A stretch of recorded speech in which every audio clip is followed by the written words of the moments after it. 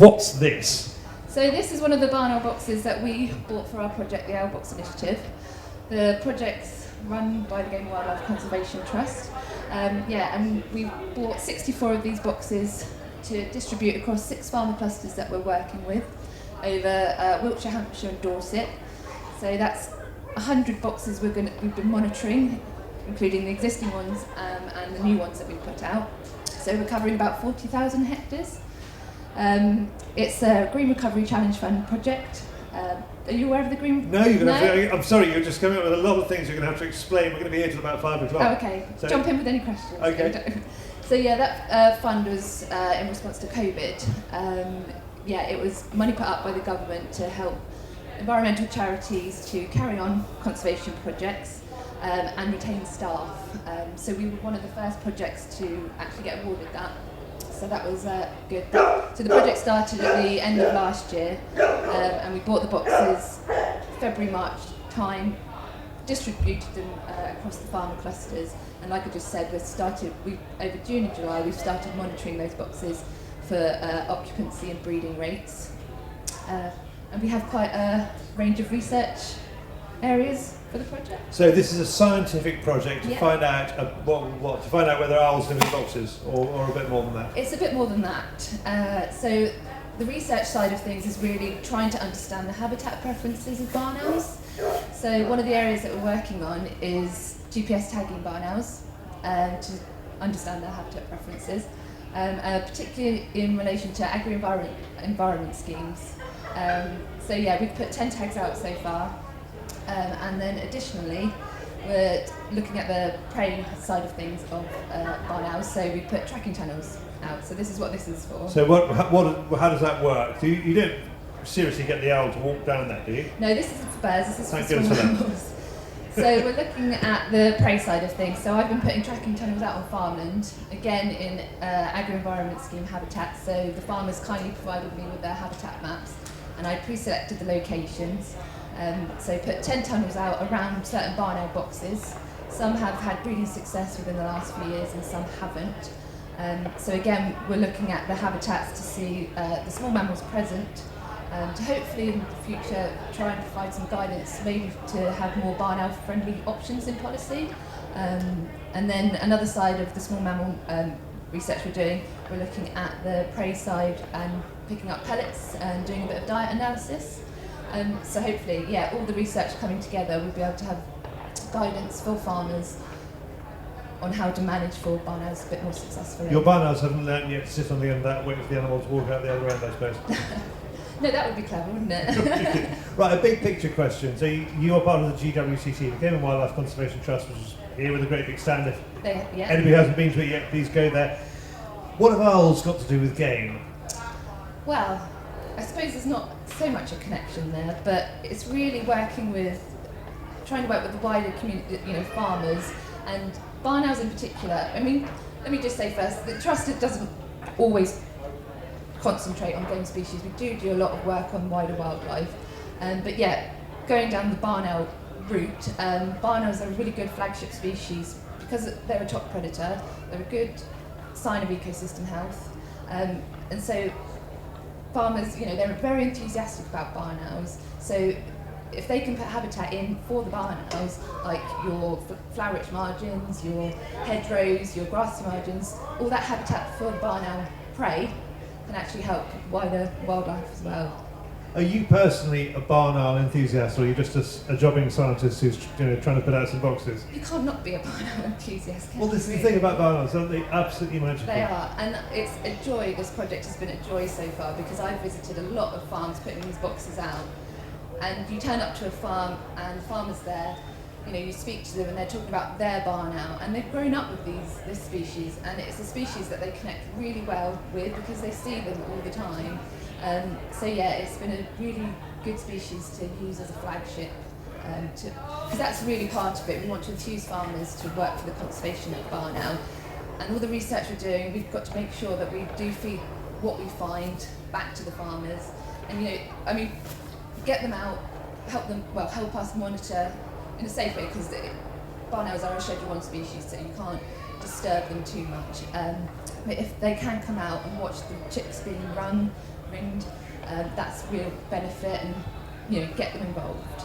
So tell me about the biology of owls. If I put out my owl box, obviously not quite as grand as that one, and that's very Mayfair, isn't it? It is a bit, yeah. This one's particularly with monitoring in mind, because if you're attempting to catch the adults, you can do that. Sneak up and do that. And also the hole here, if you're ringing chicks under licence, then you can get them out easily. And also to clean it, because barn owl boxes do need to be cleaned regularly, 2 to 3 years. On account of the pellets. An enormous number of pellets. Exactly, that's right. Sorry, before we get to the biology of owls, have you ever had to deal with a very angry owl trying to get its chicks out? How does that go? No, the adults usually flush, to be honest, so they will go, and then the chicks are the most, if you've seen them, they're the cutest, and they're very easy to ring actually. They just sit there, very docile, so it is a joy, but unfortunately I haven't really been able myself, because I've been concentrating on the small mammal work, field work. My colleagues have got the fun of going out and checking the boxes. They have owl chicks, don't they? That sort of angry kind of, I can't do anything but I'm really cross look about them. They're just, all right. And then they end up with this majestic, gorgeous face. And you don't open that up and find half an owl chick in there because the other one's eaten it?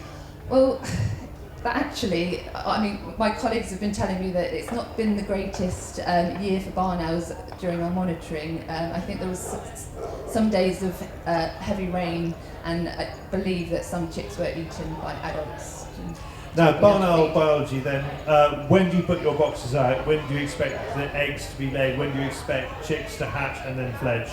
Yeah, so the barn owl boxes, over winter, the courtship will start with the adults, and then by spring they would have most likely found their nesting area. So it was important that we got these out. We bought them beginning of the year, and we rushed to get them out February, March time. And so barn owls can lay their eggs between April and August. It's quite a long season.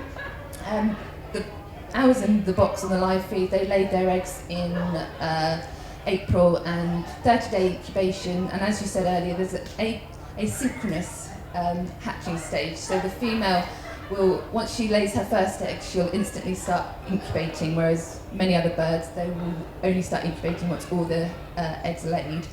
And then 30 days incubation, the first one will hatch, and then maybe there's a few days between each egg. Typical clutch size between maybe 4 and 8 eggs, but we'll say average clutch size would probably be about 4 or 5, but you can get between 5 and 8, but 8 is probably a bit unusual, not regular. And then come about 60 days after that, you'll get to the fledging stage. And then the juveniles will disperse. How many usually make it out of the nest? I say fledging. I'm not quite sure on that question, to be honest. I can say with our barn owl box, we had 4 laid, 3 hatched, and 2 fledged. Unfortunately, I was doing small mammal monitoring on a farm, and I found one of the ones from the box hadn't made it. It probably got strong enough to get to the ledge, and then the older chicks could have come out and pushed it, and it ended up on the ground. And unfortunately, the adults don't feed it once they're on the ground. But a lot of the farmers that we work with, they will give us a call if they find an owl's come out the box. So that's the only time we'll intervene, is to come and pop the owlet back in, just to give it another chance. Well, I do need to just stop you there. So, if a member of the public finds a young owl on the ground, you're not saying phone the vet, please don't say that. What are you saying? No, if you know of someone in your area that monitors boxes, because you need a license to monitor boxes, do call them, and they can come and pop it back, and hopefully, they can be successful. But it is nature, otherwise leave it, you're not allowed to. I suppose it's up to individuals, but I would probably advise if you could get someone who's licensed to pop that chick back in. It must be very tempting though if you see an owlet on the ground to do something about it. I do hear of people rehabilitating barn owls and then releasing, so that could be an option. It is a lovely box, and we'll discuss some methods of making boxes in a minute. Is the potential nesting site part of the courtship? Did you have to rush these boxes out so that the males could show off or the females could show off what they've got? Well, barn owls really pair for life, so they will start. They will always be pair bonding throughout their relationship, I suppose. How unlike humans. Yeah. So they'll do cheek rubbing and they'll talk to each other. They'll make certain noises with each other. So they'll start that in winter time, and then they'll find their nesting area by spring, and then the male will feed the female to get her into breeding condition. And then she'll lay her eggs, and the male will continue to bring the prey to the box while she's incubating, and then she'll start, once the eggs hatch, she'll start to bring prey back too, but she will remain with the box longer than the male. The male will leave quite early. Will this year's owls be mating as early as next year? That could be possible. The juveniles will disperse. But juveniles, they've got quite a high mortality rate in their first year, so about 70% of fledged barn owls die in the first year, and a lot of that can be attributed to traffic incidents, because barn owls like a road verge. So the way they're managed can produce probably quite a lot of their prey. But that's not uncommon. Pretty well all raptors have something between 7, even more, some of them, don't they? So actually, that's pretty good considering. True. All right, let's talk about building your own box. So I wouldn't expect anybody to build anything as beautiful as this. I built something that looks, like a sort of a square version, a box section version of this. Yeah. Hung it underneath a tree. The owls ignored it completely, but they didn't nest nearby, which was I suppose, it looked like a desirable area. They just wanted to live in that particular house. Okay. So what do you advise people to do who want barn owls? So box-wise, yes, you can either buy them or you can make them. But barn owl box, the dimensions are important. So the depth is important. You want at least 45 centimetres from the hole, because you don't want the chicks to be able to come out before they're ready, basically. And that's why it's important to also clean them out regularly, because those pellets will keep rising and the depth will get shorter and shorter. On our website we do send people to the Barn Owl Trust website, because they've got great details on how to build your own, the precise dimensions of what you need. So if you've got the time and you're willing, and it's probably a lot cheaper as well than buying a box, because this one was about £160. £160? I'm going to get into the barn owl box business. It's amazing. So if you can get hold of a tea chest, for example, and you're looking for something a bit like that, you've got what is that, 6-inch, 10 centimetre square hole at the top? Yeah, and then the base itself is probably between 50 centimetres and 70 centimetres, that kind of range. And a zinc or tarpaulin roof, something to keep the rain off?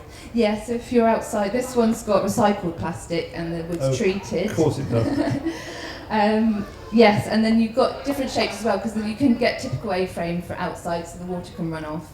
And then the inside ones, the outside ones you can treat with maybe a water-based protection. And you can, we do advise putting boxes inside, because you just have that extra protection from the weather. Well, let's just talk about sighting. Obviously I can put it in my kitchen. I wouldn't expect to attract a barn owl there, but no. I've got an outbuilding, and I know there is a barn owl that comes to it, and I could put the box in there, could I, as long as there's access? Yeah, sort of eaves height? Yeah, absolutely. If you've got the height to put up, because you want a barn owl box to be above 3 metres, they'll feel safer away from predators, and they've actually got quite a low flying height, barn owls, so the one thing that does attract them is the sight of this hole.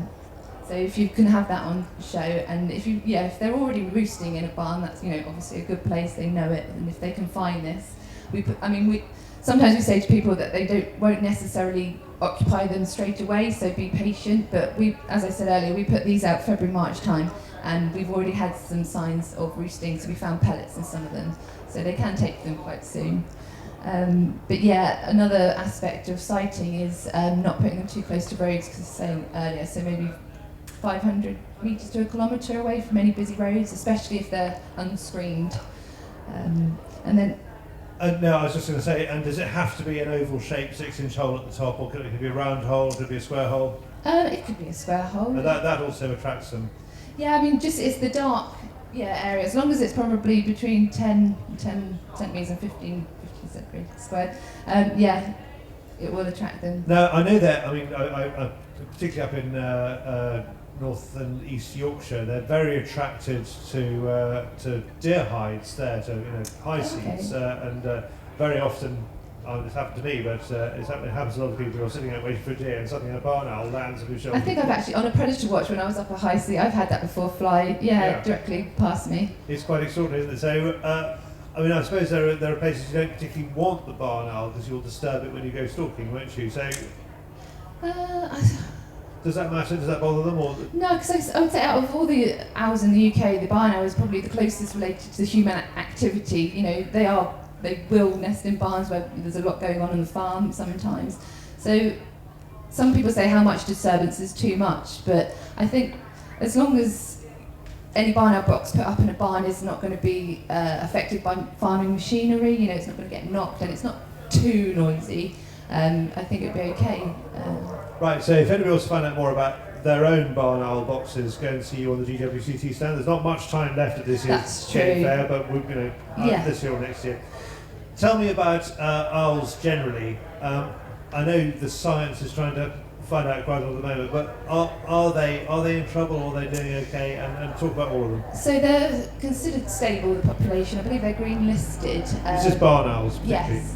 So I think the last estimate was done at the end of the 1990s, so where it was estimated there's about 4,000 breeding pairs in the UK, but numbers aren't anywhere where they were 100 years ago. So over the years you've got modernisation of agricultural buildings that have lost the nesting cavities and loss of habitat. So it's those type of things that need to be improved. So the more we can get these in the landscape, the better it's going to be. And I always say this is an easy win. It's easy. If you've got the money, the time, you put these out, and it's giving them a boost. Were they hit hard by DDT? I'm not sure on that question, to be honest. I mean, a lot of birds were. My dad talks about DDT as a sort of extraordinary white, silky substance. He said it's marvellous. You threw it at fruit trees. Yeah. And he said, thrushes would literally fall dead out of the tree in front of you. It's incredible. Wow, blimey. Horrifying. So I'm guessing yes. All right. How about other owls? We have in this country we have tawny, the little or screech owl, don't we? Yeah. We've got a couple of horn, long-eared owls. Yeah, short-eared owls. Yeah. Short-eared owls, long-eared owls. Yeah. Well, I think 5 species, isn't it? The tawny owls, they're amber-listed actually because they believe there's been a decline there, but there needs to be more surveying of tawny owls. But there's about 50,000 breeding pairs in the country. 50,000? Yeah. And there are 4,000 barn owls. And barn owls are stable, but tawny owls are in trouble. Yes. How does that work? Well, it's because there was a dramatic incline of the barn owl population at one point, so it was considered that they were doing okay, and then they believe that there's been a decline, shallow decline in tawny owl population. So Does this sometimes show you more the distribution of owl enthusiasts and the distribution of owls? Is that the problem? It could be, it could be, but it's all down to surveying again, and it's not an easy species to survey, so. Now, we used to have little owls in Somerset, and I can't say I've heard one recently. That is the most common thing I've heard out of talking to farmers, yes. So there's not a lot of research on them, so I'm not quite sure what's happening there. They are an exotic though, aren't they? They're a forest, so perhaps we can live without them, but it seems a shame. They're too lovely, I would say. I think we should have Scops owls, they'd be absolutely marvellous. I've not seen that. I'll have to look those up. Well, they're the little European ones, and apparently there is somebody, I haven't found out, if anybody knows who it is, you can hawk beetles with Scops owls, which just seems to be sort of wonderful kind of sitting in front of your fire. Off we go. And tell me about the long-eared, short-eared. Sure, I'm very new to the owl world, so I'm good. Marvellous. I'm still stumping learning. you with questions. All right. That's super. Final question. Taking part in this, I know the GWCT is a remarkable clique of incredibly brainy scientists. You don't like citizen science. But obviously you're having to speak to farmers. So how do people get involved? Well, we get that question quite a lot, and I don't like saying to people we had to pre-select our study sites, and you only have a certain amount of resources. So we are hoping to geographically expand the project we've got funding up until March 2022. So depending on funding, we would like to bring more people in the more local areas outside of our research area. But people become a friend of the project, so we've been taking contact email addresses so I can send resources to them. And really, we talk to people, if they've got barn owl boxes, they can get them monitored, and if they can share the data, that's another way they can get involved.